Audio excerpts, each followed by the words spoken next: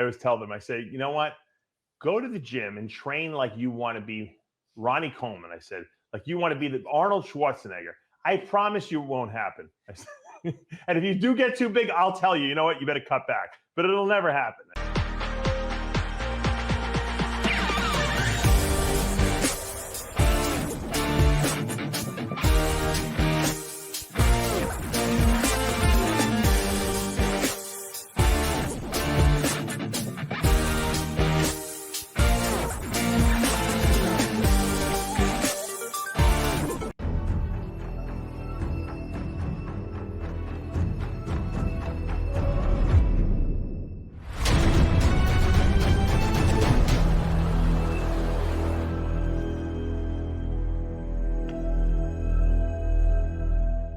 I created Species Nutrition with one mission in mind: to provide bodybuilders and serious athletes with no-nonsense supplements that work. I put my name and reputation on every bottle of Species Nutrition products. If you want to be your absolute best, join the evolution.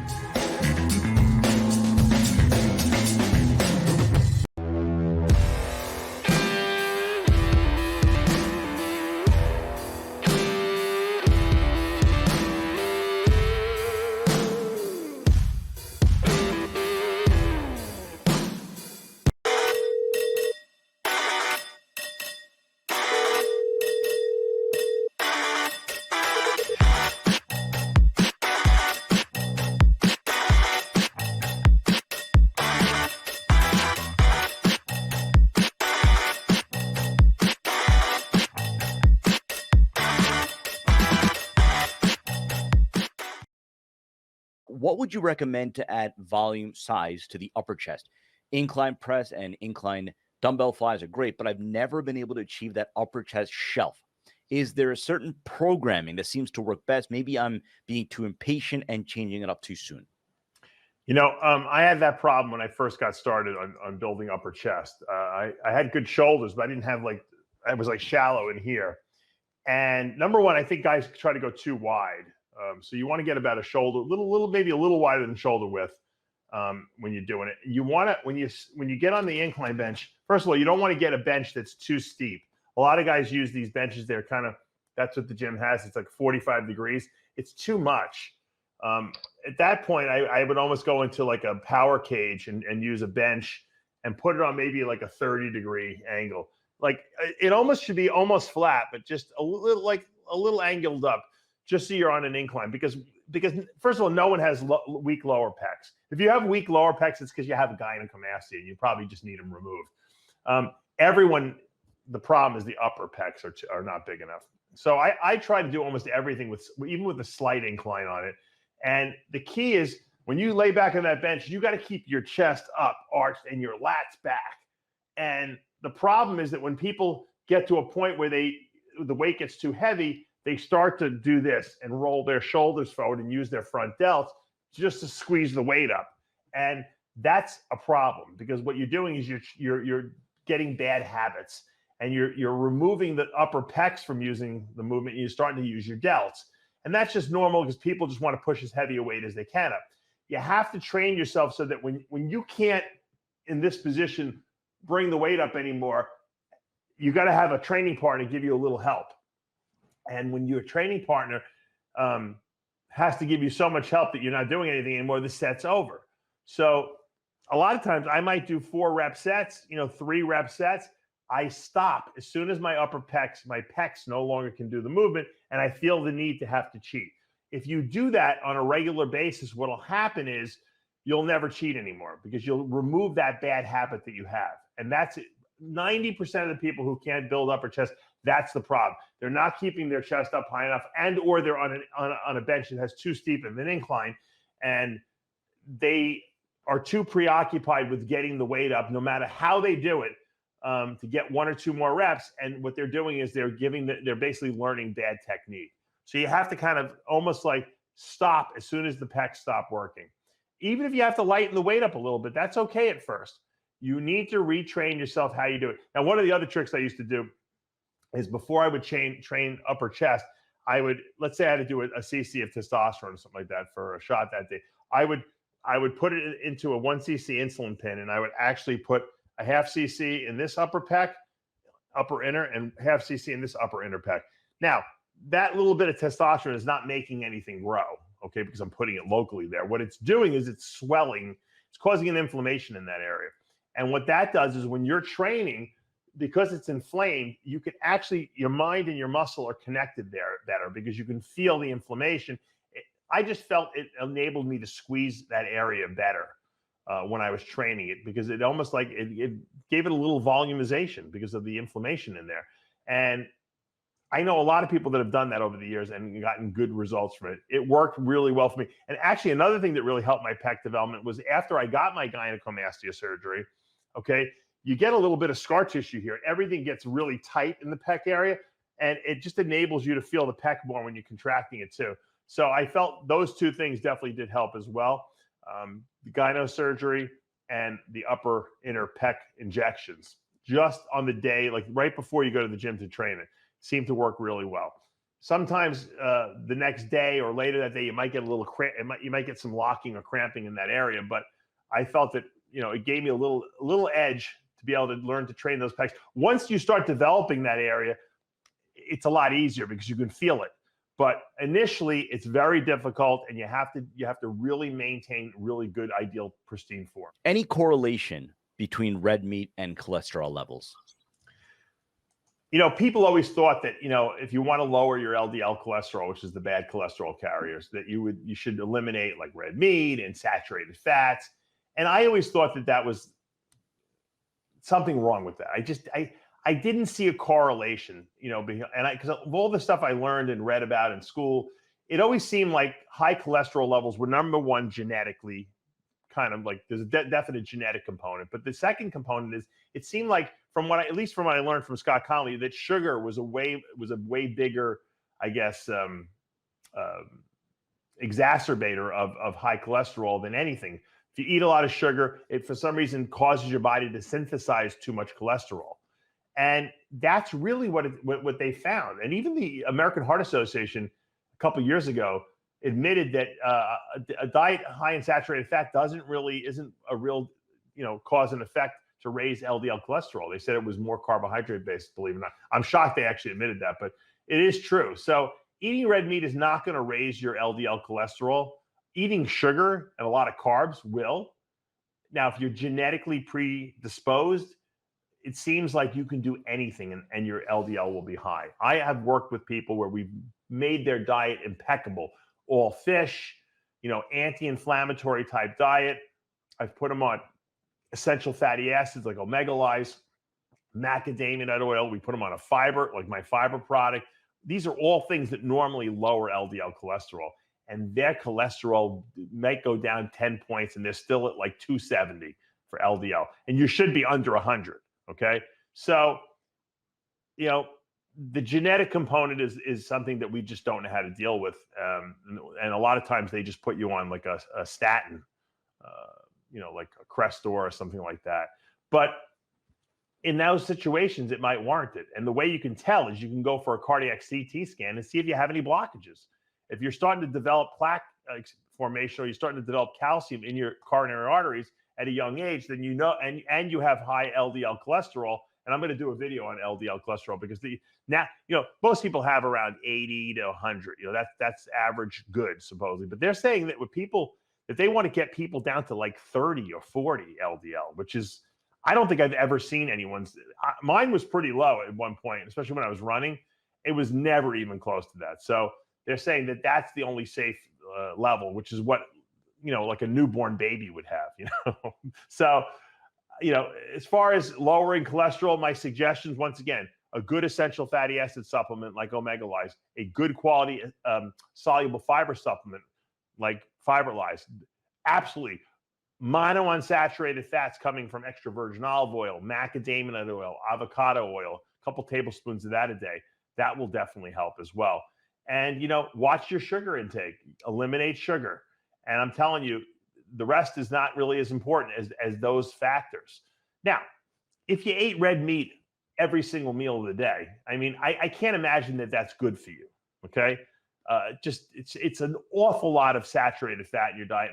And I think that you'd be throwing off the balance of the good fats and the bad fats. So that would increase inflammation, and that could seriously, obviously, indirectly cause your LDL cholesterol to be a little higher. So doing foolish stuff is never the right answer. But I don't think if you're having a steak every day or a burger, once a day, I wouldn't worry about your cholesterol level going up, But if you do have a genetic issue, you got to address it aggressively, because you don't want to wait until you have blockages in your coronary arteries. What would you say is the average cost a pro bodybuilder has to pay in order to compete for a single show? Please include travel, hotel, trainer, food, supplements, super subs. Then let's compare this to the amount of prize money. Obviously, that's a different topic, but let's talk about the breakdown of expenses for, let's say, again, an experienced, maybe not a pro or experienced bodybuilder. I couldn't even begin to tell you how much it costs. I'll tell you one thing. I never, ever figured out stuff like that, because I didn't want to know. Because I'm a dollars and cents guy. I don't like to waste money, but I don't want to know when I'm doing something that I'm passionate about. I don't want to know the cost. As long as I know I have enough money to cover it, I don't want to know how much I'm spending, because I don't want to have any guilt associated with what I'm doing. And, look, even when I was making good money, and even to this day, I don't fly business class unless I get upgraded for free, or there's a special deal or something like that. I don't have a problem. Sid, this. I've stayed in hotel rooms with a lot of the people who worked for us. I didn't feel a need to have my own hotel room every single time we went to a show. So I'm about not wasting money, and so at the end of the day, bodybuilding is expensive. You could spend $2,000 on a steroid cycle for a bodybuilding competition, or you could spend $8,000 because you're taking growth hormone, and growth hormone adds a considerable cost. Some people can't afford the $8,000, so they're gonna maybe not use GH, and they're gonna go with the smaller cycle. Likewise, the cost of entering these shows is astronomical nowadays. So, if you just won your class at a show because there was only 2 guys in the show, and you're really not ready for the national level, even though you may have been qualified, you might want to think twice about it, because you're going to have to pay $300+ for an application. That's just for one class. A lot of times people enter more than one class. You're going to have to buy a hotel that more than likely will be at least $200 per night or more. Okay. You're going to have to buy food, which could equal another $1,000 at the end of the weekend. By the time, especially if you go with someone like a girlfriend or boyfriend, whatever, that's going to add. You're going to have to pay for spray tanning, which is another $150 or more. Okay. If you're a woman, you're going to have to buy, a posing suit, which could be $1,000 right there. Hair, makeup, which is another, $300 easily. And, it adds up, and you're going to have to take a taxi from the airport or Uber, whatever. That's going to be, it could be $100. It's a very expensive endeavor. So unless you're going to do really, really well, okay, at a national level show, I don't advise just going for the experience. Unless you have the money to burn. You're better off getting more experience on a local, regional level, where you can actually drive to the show, and it's going to cut back on your expenses, tremendously, because the application fees, and I didn't even mention the NPC card you have to buy, which is, I don't even know what they're up to now. It's probably over $100 at this point, probably $150.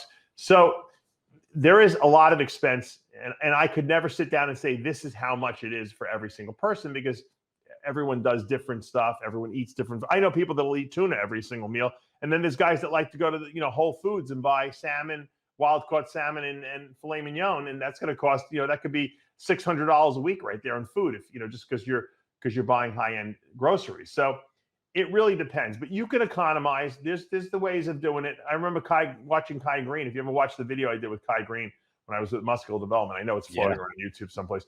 He would go to the supermarket by his house, and he would buy, like 20 pounds of tilapia, the cheapest he can get. And, he'd buy them in the biggest packages, and he would just, that's what he would eat every single meal, because that was the cheapest way to go. So it really depends on what you want to do. You can make it as expensive or as cheap as you want it, but it can be done. And it can be, if you're frugal. When I first started and I didn't have money, I never went out to eat ever, because it was just, that's like a whole week's worth of groceries if you spend $100, going out for dinner. But as I started making money, things changed. So, you have to start out according and budget yourself according to where you're at in life. If you're 20 years old and you don't even have a job, probably shouldn't be spending a lot of money. But if you have good income, maybe you have a good YouTube channel or a social media following, and you're making money from it, knock yourself out. It's really up to you, and it's hard for me to give you one set number. Without sounding like the old guys with back in my day stories, do you feel like gyms today have lost some of the camaraderie? In the late 80s, 90s, I trained in various New York City gyms, Johnny Latch, World Gym, Better Bodies, Elmo's Gym, etc. In most cases, it felt like, and I'm not sure many of the younger audience is going to get this reference, but there was a show, Cheers, right? Where it was about a Boston area bar where basically everybody knew one another. So he says in most cases, it felt like walking to Cheers when I would go into the gym. So basically they walk in like, hey, oh, Norm. Yeah, Norm, exactly. These days, I feel like that vibe is gone. What do you think? If you agree, why do you think that is? I don't necessarily I kind of disagree with that a little bit. I go to the gym by my house here, Crunch Fitness, and I've been going to the same gym now for over a year. And maybe it's different because people know who I am, but I got to know everyone, and the same people come at the same time every day, pretty much. And I strike up conversations with a lot of the people there, and if I was training at the level where I was training back in the day, I would probably be hooking up with guys there who would be able to spot me, who I would be working out with. And you build up that camaraderie. I think there's more camaraderie among young people versus professionals like me who are working a business. I run to the gym, I do my workout, I get out of there. Back in the day, I would spend the whole day at the gym. I would go there, I would hang out a little bit, I'd drink a shake, I'd work out, I'd drink another shake after the gym. I'd be talking with people. We made a whole day affair of it. Sometimes we would hang out at Bev's gym for hours, at a time, do cardio, take a break, come back, maybe an hour later, I'd go to the supermarket first or something like that. So I still see that. Like when if I go to New York and I go into Bev's, you see it, you train there. There's a lot of camaraderie in there. Those guys, it's the same guys from 1995. Okay. The same people are training there still at the same time. It's amazing. I go in there at night. I'm like, I know everyone still. Yep. And I haven't been there in 9 years or 8 years, whatever, however long I've been here in Florida. It's just, it does exist, but you have to find the right gym. I think a lot of these corporate gyms like the LA Fitnesses, the Planet, Fitnesses, or they just don't have that because that's not what they don't even want that at those gyms. They want it to just be this gym where a million people are in there and no one really knows anyone and everyone just kind of does their own thing, films themselves for social media and gets the hell out of there. That's not the way it is. But when you see gyms like a Gold's Gym or you see like more of a bodybuilding gym atmosphere, pretty much everyone knows each other because everyone needs help. You go to the gym and you're lifting heavy weight, you need someone to spot you. Once you start asking people to spot you, start talking to them and you build up that repertoire with them, I think it's there. It's not the same as it used to be, but I think it's still there. If you talk to a lot of people who have been training for more than 2 years, because a lot of people just get into it, they'll tell you, oh yeah, I know everyone at the gym. I know Jim and Bob and this guy and that guy, and this guy competes and this guy's girlfriend competes. And you build up a network of people. Don't be afraid to talk to people at the gym too. I think a lot of people are from COVID, they're so in their own little bubble over there. I talk to everyone, and people come up and ask me questions. They think they recognize me or something like that, and we talk, and before you know it, you're making friends with everyone. I think that's important because it's a supportive atmosphere there when everyone is kind of there, looking out for their health, trying to put muscle on, doing their thing. This guy's sick. This guy had a hip replacement. That guy had cardiac surgery. But everyone knows, everyone's there to encourage each other. I still feel it in a different sense because I think I'm of a different age now. I'm older. But if I was younger, I think I would still feel that camaraderie there. I really do. No, I could absolutely attest going to Bev's. Depending on what time you go there is a certain crew that you will see.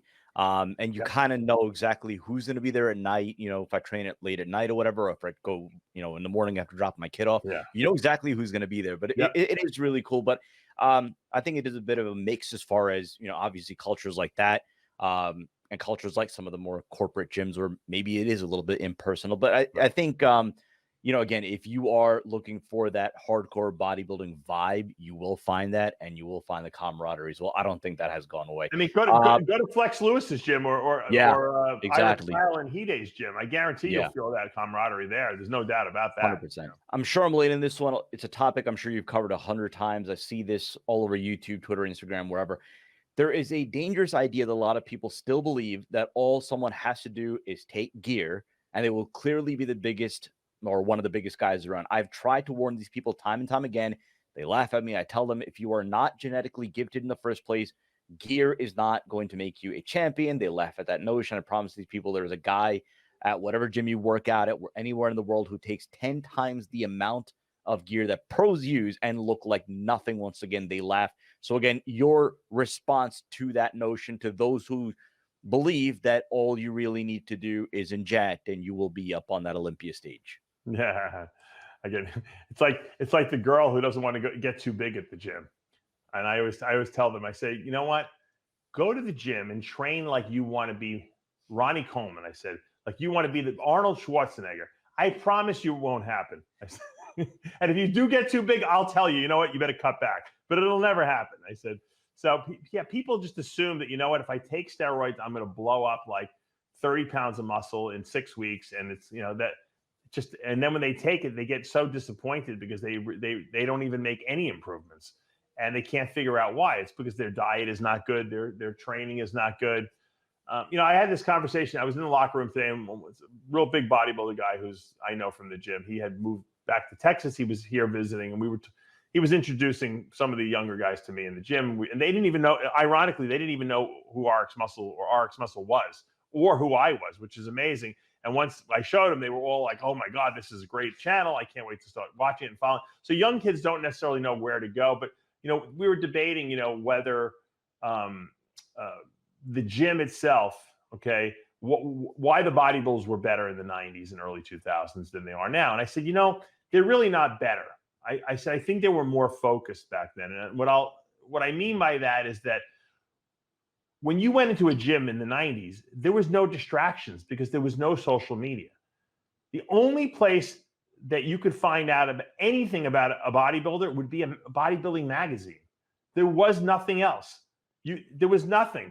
Cell phones were basically just getting started. You were lucky if you can call someone on your cell phone and get reception.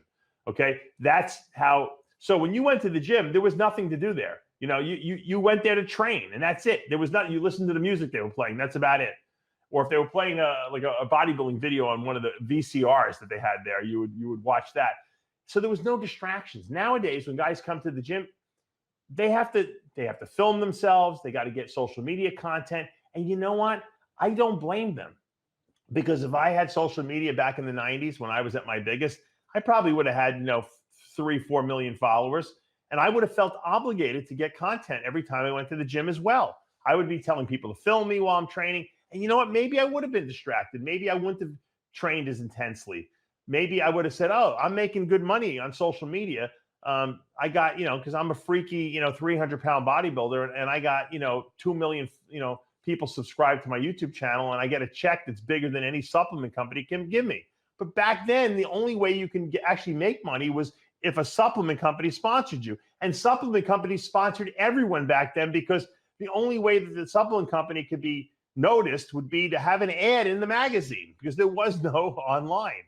And so everything fed each other. So I don't blame the bodybuilders nowadays for doing social media, even though, you know, in theory, it sounds great. Don't do it. Don't open your phone. Go to the gym and train. It's not realistic.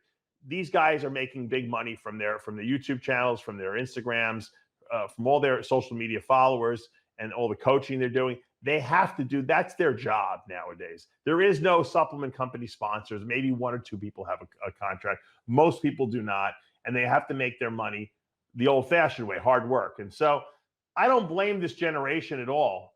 They're still big, but maybe they're a little distracted in the gym, and that's the only thing I can say. And they're distracted for good reason, because they're making money from it. It's like they're doing their job while they go to the gym to do their job, if that makes sense.